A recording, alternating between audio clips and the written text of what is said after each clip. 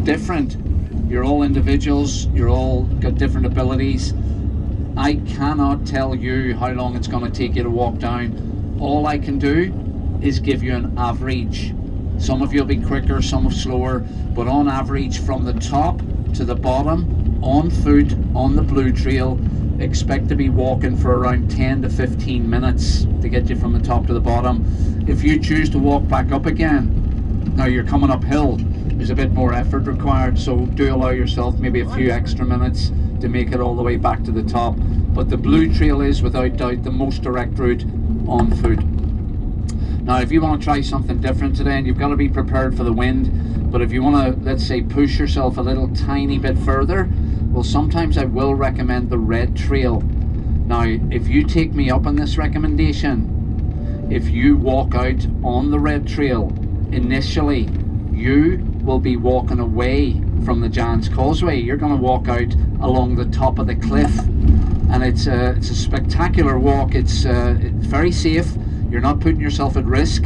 As long as you stick to the path, stay on the pathway, you'll be perfectly okay, and you won't get lost either. You cannot get lost. The idea with the red trail, you walk out along the top of the cliff, and as you wander out, you'll be gazing out into the Atlantic Ocean. Beautiful sea views, you'll get all the landscape and coastal views, and you'll get gorgeous fresh air as well. It's exhilarating, to be honest. It's a great walk.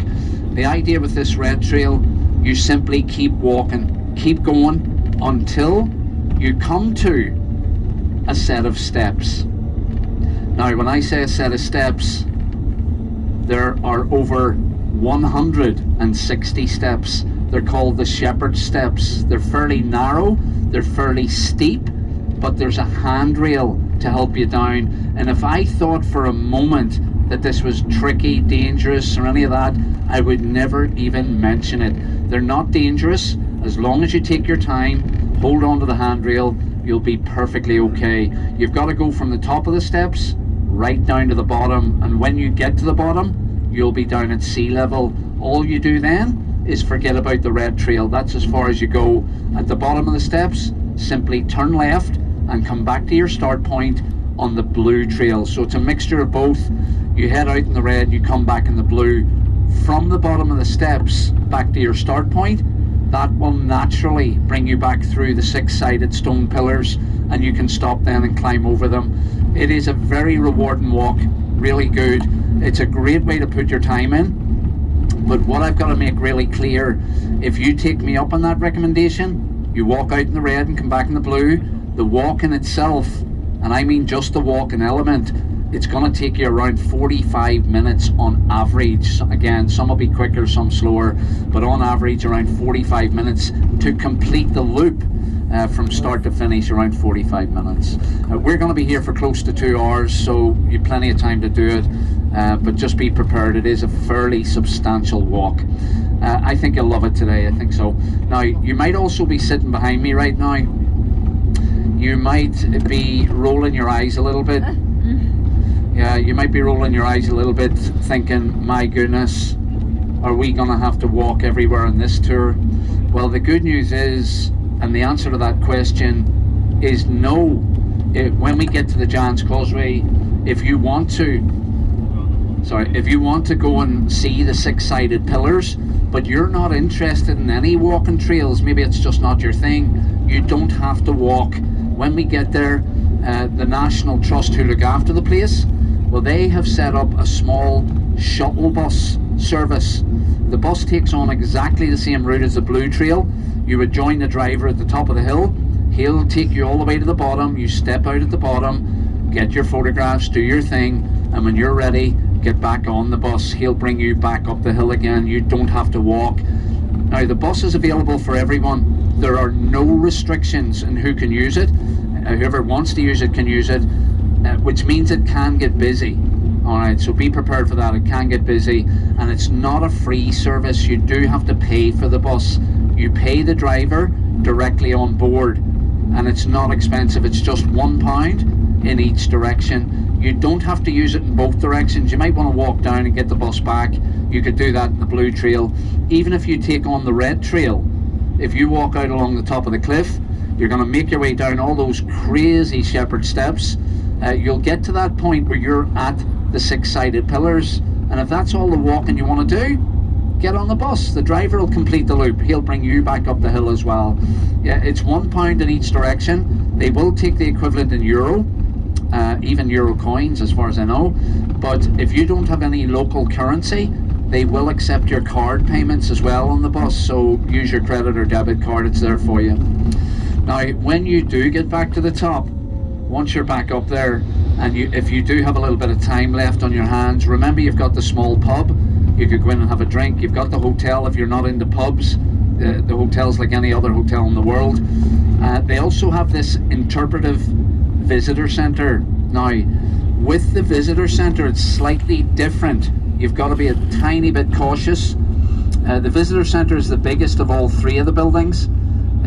Inside's divided up into thirds. 1/3's a grab-and-go coffee shop, 1/3 is a souvenir shop, and 1/3 is an exhibition area. If you are a member of the National Trust, if you hold a membership, you have access into their visitor centre through your membership. You just show them your membership and they'll let you in. If you're a member of the National Trust, you also get the little shuttle bus. That's part of the deal as well. So show the driver your membership card. But if you're not a member of the National Trust, that's where it gets tricky. They will of course still allow you to go in, but before you get through the door, they'll expect you to buy a ticket. You've got to pay for a ticket. The ticket price to go into the visitor centre, £13.50 per person. Now, it's not my job. I'm not here to tell you how to spend your money. That's entirely up to you. But I'm just going to remind you the price.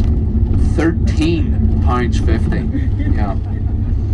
Yeah, you decide. Now, we're not far out. We're only about 5 minutes away, and I'm just going to check for the last time. Are you still looking forward to the Causeway? Alright, excellent. We should be there very, very soon. Now, here in North Antrim, in this part of Northern Ireland, the Giant's Causeway is surrounded by a huge legend. Goodness, it's a big tall tale. Would you like to hear the legend of the Causeway? Yeah, I'm not sure I believe the whole story, but you've got to make your own mind up. Because the legend of the Causeway, well, it talks about a giant. And he's a big fella. He's a 50-foot warrior giant called Finn McCool. And Finn McCool, well, Finn was the Irish giant. So he ruled the entire island of Ireland, and he ruled it with an iron fist. The legend says that one day Finn McCool got an idea in his head. He thought he would like to extend his kingdom. He wanted to be more than just the Irish giant. Now, the only way he could do that, well, he would have to leave this island. He already ruled everything here.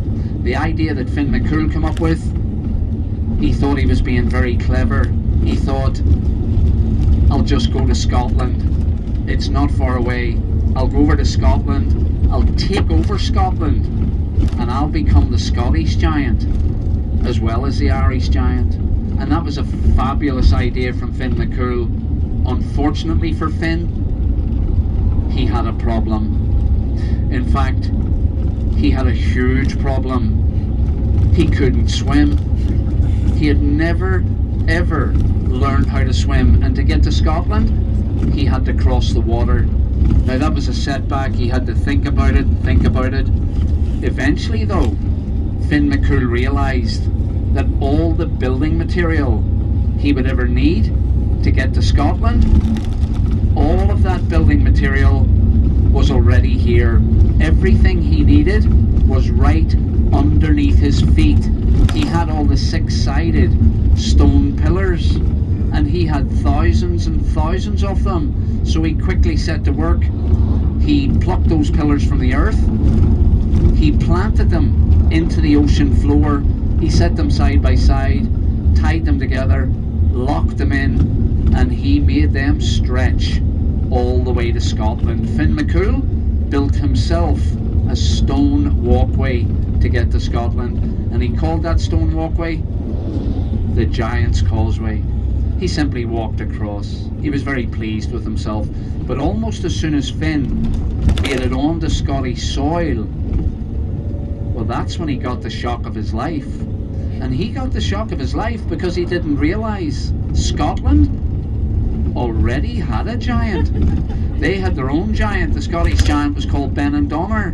And Benandonner was twice the size of Finn McCool. Twice as tall, twice as broad. As soon as Finn realised his mistake, he got very frightened. He started to shake and shiver. He knew his life was in danger. He knew he had to get out of Scotland. So he ran as fast as he could. He ran back across the causeway. He came back onto Irish soil. And when he got back here, this 50-foot warrior with tears in his eyes, he ran straight into the arms of his wife, Una, crying like a baby. It's very sad. Now, Finn McCool's wife, Una, you're still with me on this? Yep. Yeah. Finn's wife, Una, an incredibly intelligent woman, really smart, switched on. She didn't panic. She knew her husband was in grave danger. She knew the Scottish giant would come looking for him, and she knew if anyone was going to come up with a plan to protect Finn, it would have to be her. But Una came up with the perfect plan. She simply looked at her husband, this 50-foot giant. She took pity on him. She took him to one side and she dressed him up like a little baby. She put lots of baby clothes on him, a little baby bonnet on his head, and she put him into a baby's cradle, a little rocking cradle. She put everything inside their house.